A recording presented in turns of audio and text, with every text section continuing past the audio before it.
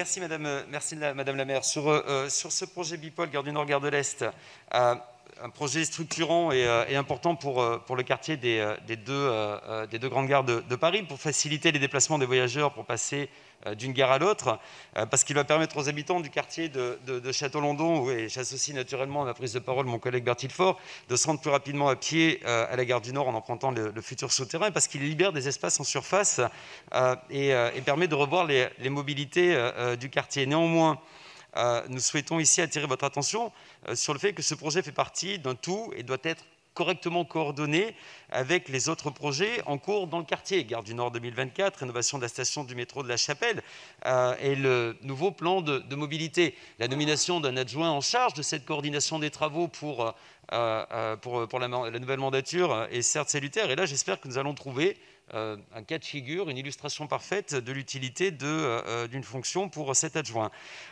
Enfin, dernier point en matière de rénovation urbaine et de piétonisation, essayons de tirer les enseignements de ce qui a fonctionné et surtout de ce qui n'a pas fonctionné ailleurs. Quelques exemples.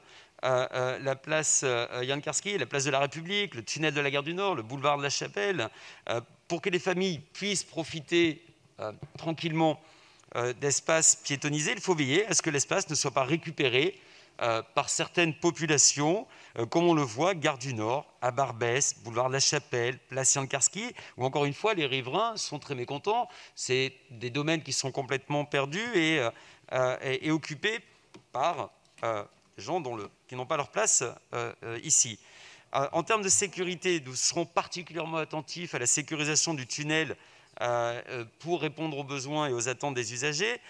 Nous serons attentifs à l'installation de caméras de vidéoprotection sur la rue d'Alsace et dans le jardin Marielle Franco.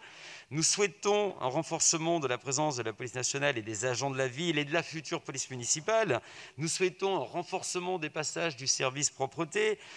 Nous ne souhaitons pas des jardinières en pot qui deviennent des poubelles géantes taguées. Nous souhaitons des installations de végétalisation en pleine terre.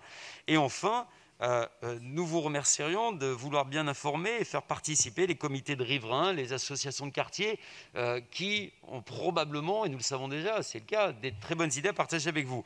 Donc, si vous ne voulez bien ne pas gâcher la vie des riverains, encore plus que c'est le cas aujourd'hui, et comme cela s'est trop souvent vérifié ces dernières années, quand vous avez voulu transformer les quartiers, nous pourrions vous en rendre grâce. Je vous remercie pour votre attention.